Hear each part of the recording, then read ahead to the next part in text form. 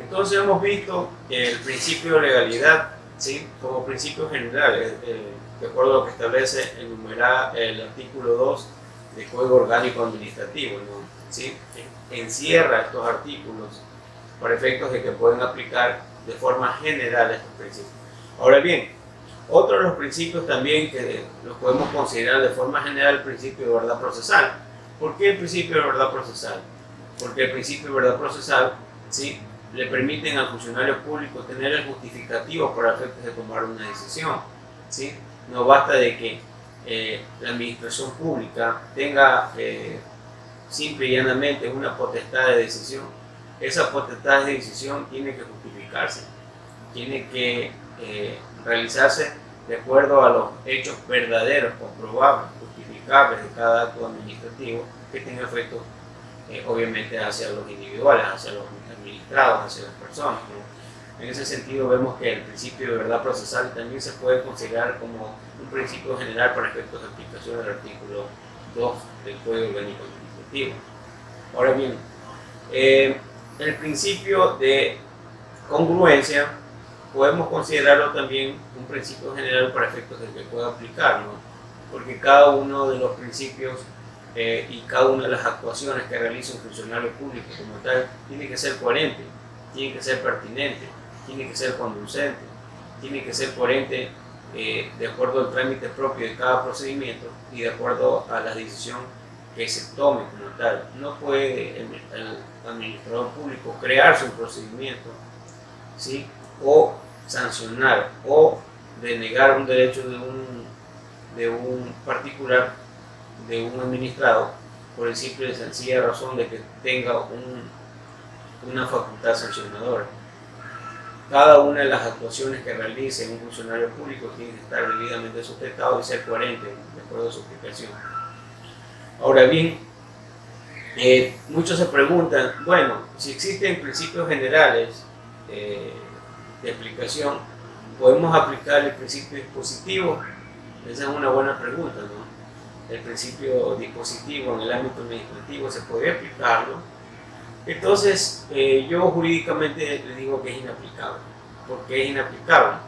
Porque cuando hablamos del principio dispositivo, ¿sí?, si muy bien el principio dispositivo tiene que se rige por estímulo de una de las partes por efectos de hacer recurrir o solicitar el reconocimiento de un derecho, esto tiene que solicitarse o pedirse a una persona que sea, primero, que sea imparcial, ¿no? Ahora bien, ¿cómo le van a pedir a una misma entidad pública que sea imparcial por efectos de que lo sancionen a esa entidad?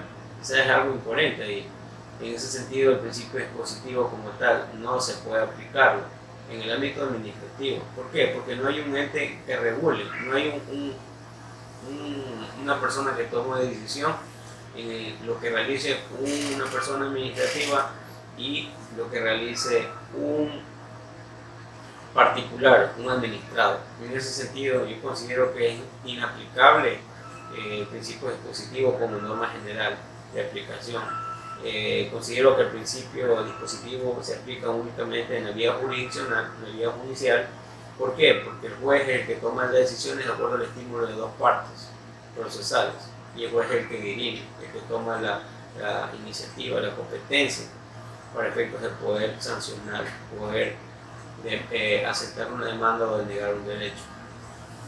En ese sentido vemos que el principio dispositivo en el ámbito administrativo como tal es inaplicable y no podemos andar a hablar al respecto porque no perderíamos el tiempo en ese sentido, ¿no? Ahora bien, cuando ya hemos visto básicamente los principios generales del derecho, cuando ya hemos visto lo que se debe de aplicar, los principios que la entidad debe de tener como referencia al momento de actuar, ¿sí?, existen también principios especiales, ¿sí?, principios pertinentes que se han incorporado en el Código Orgánico Administrativo para darle un sentido en sí a las regulaciones, a los procedimientos administrativos como tal. Entonces, ¿por qué nace y por qué se regula lo administrativo como tal?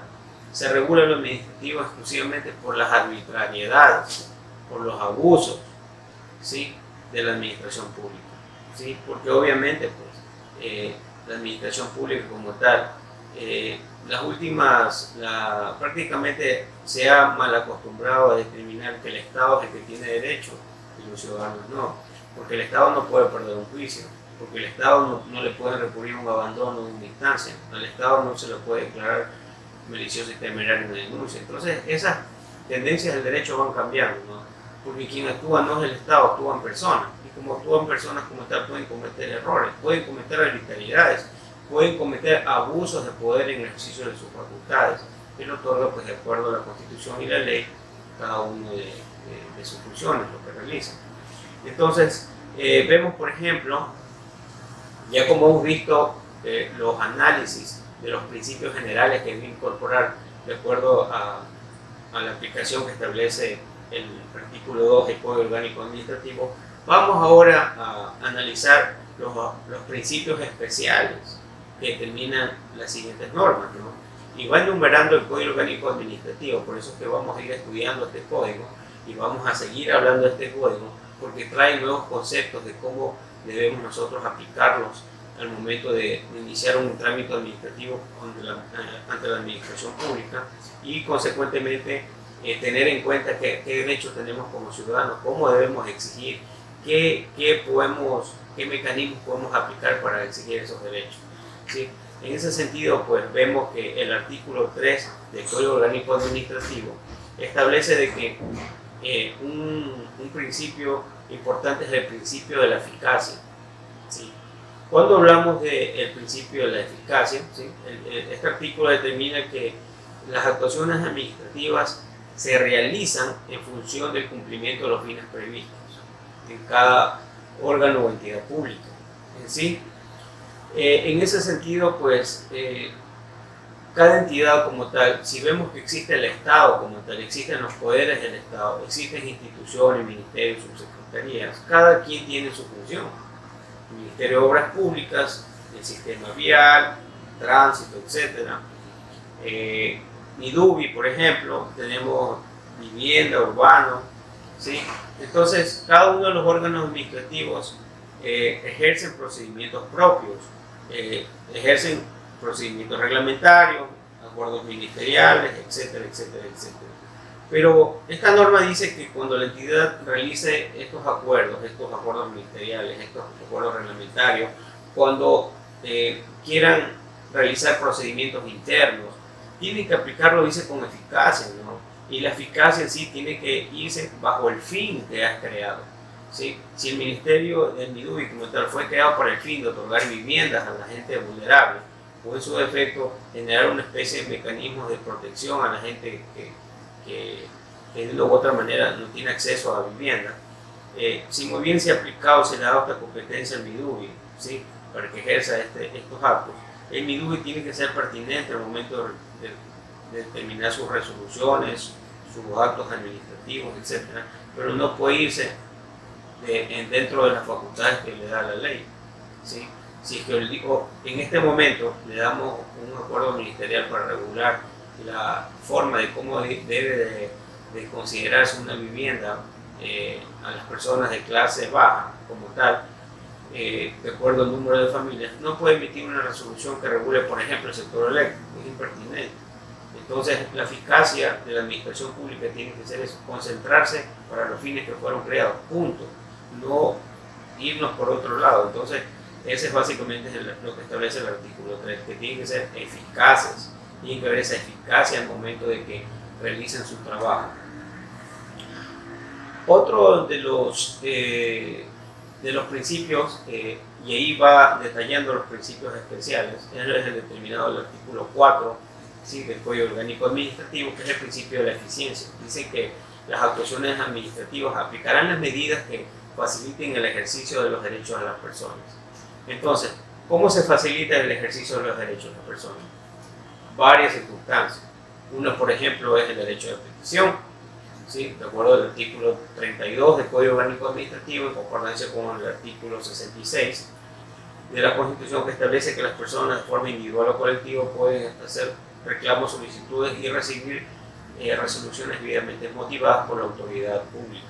En ese sentido, pues, el principio de eficacia obviamente gozan las personas administradas, los particulares de la administración pública, y deben exigir al momento que realicen un derecho de petición de que ellos están incorporados sus derechos por efectos de que cualquier decisión, cualquier situación que haga la entidad pública tiene que estar debidamente motivada, ¿sí? Y obviamente no se deben de determinar ningún tipo de dilaciones, retardos, pero ¿por qué? Y esto es algo muy importante que aclarar, ¿no? Este principio de eficacia y de eficiencia de la administración pública, ¿de dónde viene? ¿Cuál fue la finalidad al momento que el legislador creó este principio? Este principio como tal se creó por cuanto el legislador, ¿sí?, determinó de que en la administración pública existe mucha corrupción, trámites engorrosos, procedimientos engorrosos que dificultan el ejercicio de la administración pública. De ahí nacen las coimas, nacen el retardo, hacen que este proceso te lo estanco, y obviamente eso se da la facilidad para que el funcionario corrupto, ¿sí?, impida el ejercicio de los derechos de las personas y cambie de sentido la eficiencia de la administración pública. Por eso han incorporado este principio, y dice que el principio tiene que ser rápido, tiene que ser conducente, ¿sí? El principio tiene que ser sin dilaciones, y de que un impedimento debe estar debidamente justificado, ¿sí? Entonces ese es básicamente este principio de eficiencia. Ahora bien, por ejemplo, en el principio de eficiencia, y vale aclarar aquí, vale mencionarlo, ¿no? Por ejemplo, el artículo 101 de la Ley Orgánica del Sistema Nacional de Contratación Pública determina que el funcionario público que retarde el pago, ¿sí?, ilegalmente de una planilla o factura de entidad pública será destituido, dice la norma. Dice será destituido, y para efectos del órgano regulador, el órgano denominador tendrá la facultad de separar a este funcionario público. ¿Por qué? Porque el funcionario público en la administración pública y en la contratación pública como tal que retiene pagos, más que todo financieros por lo general, y al momento que retienen los pagos sin justificación legal, ¿sí?, obviamente da lugar a que retengan los pagos y comenzar a solicitar coimas, comenzar a solicitar sobornos, etc. Por eso es que la administración pública ha establecido que esta eficiencia debe llegar más allá, de que no haber dilación. Por eso es que el artículo 101, y ustedes que en caso de que tengan algún conflicto con la entidad pública, que no les cancele, o alguna deuda que esté debidamente realizada, comprobada, registrada, pasado control previo, esté debidamente contabilizada como tal, y no le pagan por la sencilla razón que no le da la gana al funcionario, al tesorero, al financiero, etc., él puede ser susceptible de destitución, como establece el artículo 101 de la Ley Orgánica del Sistema Nacional de Contratación Pública.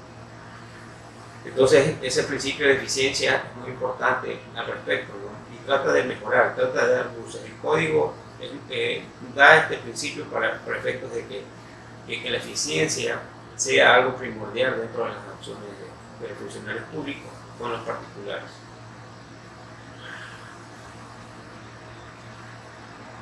Ahora bien, también en el mismo artículo establecen de que el mecanismo de contestación o de resolución que emite la administración pública tiene que ser objetiva, no subjetiva.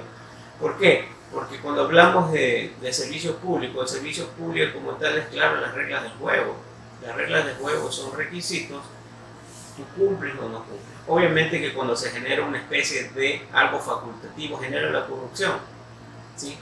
Por ejemplo, lo que pasaba en Quito con los concejales, que fue de conocimiento público, que la trama de corrupción en los permisos para otorgar cooperativas y permisos de taxi. Obviamente, la ordenanza establecía un mecanismo subjetivo sometido a aprobación de un departamento, pero no establecía los parámetros que deben cumplir. Y el momento de ver esa subjetividad como tal trae la corrupción, porque te van a aprobar a uno, van a denegar a otro, y se viola el principio de igualdad de la ley. No se establecen mecanismos claros y definitivos para poder determinar.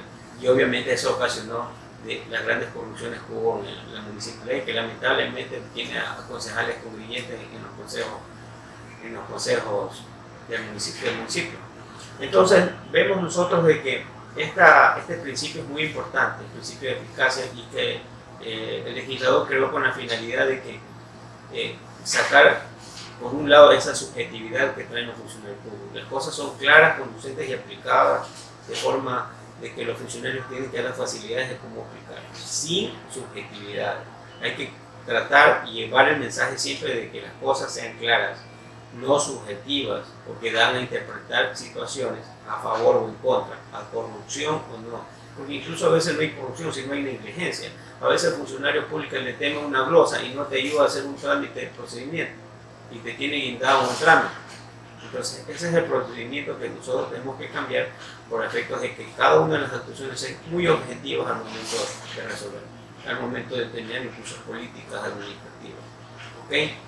Otro principio especial que trae el Código Orgánico Administrativo y que se lo establece en el artículo 5 del Código Orgánico, establece que el principio de calidad. ¿Sí? Dicen que este principio, que la entidad tiene que determinar una calidad y una eficiencia al momento de otorgar un trámite administrativo o al momento de resolver un conflicto administrativo con un administrado. Y obviamente que este principio de calidad está conllevado al principio de celeridad, por efectos de que cada trámite administrativo sea resuelto en un tiempo procesal oportuno, ¿no? Por ejemplo, ya como hemos visto en otras ocasiones en este mismo seminario, que ya nos establece ya no se establecen los 15 días para efectos que la entidad pueda resolver una petición individual, sino ya el Código Orgánico Administrativo lo ha ampliado a 30 días para efectos de que se pueda realizar la contestación. En el momento de que se amplía este a 30 días, obviamente la administración pública le está dando un espacio más al funcionario para que tenga el tiempo debido y ejecute una motivación, ejecute una eficiencia, como tal, una calidad de servicio público, un criterio de objetividad y eficiencia al momento de tomar cualquier decisión.